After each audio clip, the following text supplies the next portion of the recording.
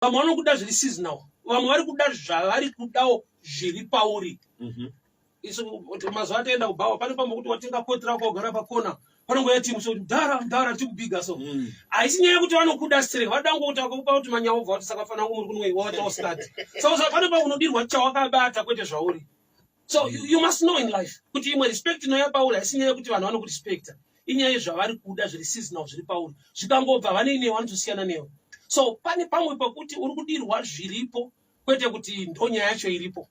Nyaya yacho iripo vana havakude but vane kabenefit kavanowana kana vaita sekunge vanokudawo. So ukashayiwa wisdom unofungidzira kuti nevanhu vari kudana nawo but une vanhu vanoda zvinhu zviri pauri.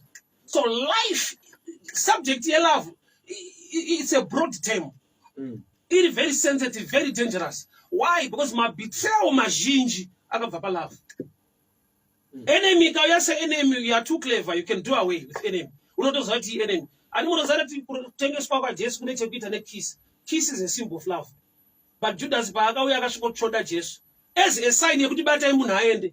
But naturally haumbochifunga kuti munhu ari kuzondikisa ada kuti nditakurwe pana ndinourayirwa. Which means pane pamwe pakuti the enemy will take my symbols nema pictures elove or portraits okunge pane love. But kari katrap kokuti munhu andichakisa takura naye muende. A lot of people have lost money in the name of love. Adari ne munhu ende munhu achimuda but munhu ane timbu rake raakatarana kuti kadana ne munhu amana tikadai uyayimutore munhu. Just a split second to remind you of what's coming up in a short while.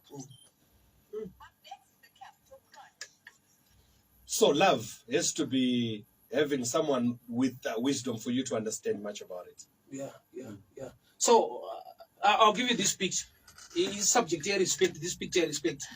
I don't know kuti kana tisina respect in love in society vanhu vanorusekana maera nezvimwe zvikurama papamba kuti you are supposed to help but uri kuseka zvafane munhu kuti akaona munhu achitenga imbe pabhero pari moto timu rakupfeka bhero kudini zvinhu zvaoma yeti mota ari kudriver ex Japan kuti bhero rako rakangosiyana nevamwe but vese muri timu rebhero but uneka bhero ke Honda Fit yaneka bhero ke Jean but we bhero re Honda Fit ari kuseka nebhero re Jean Bhero mbese mutori mbhero ma ex amuri kutorwa mese waya. But inyaya ngoti society yedu manje haina respect nevamwe angoita zviri nani udarika mumwe but vari musame field. Ndaitaura kuna mudhara wangu ndabva kuchikoro ndata number 42 mwangu aita 43 ndaifara so mudhara washocked ufara so pasa ngati ayo ndakunda same saka ndainga nementality kuti kukunda same kupasa ndakamaka same ndikati discover kuti madofa ari kusekana. So life pane pamba kuti hauna zvauri kuita but unenge uri kuita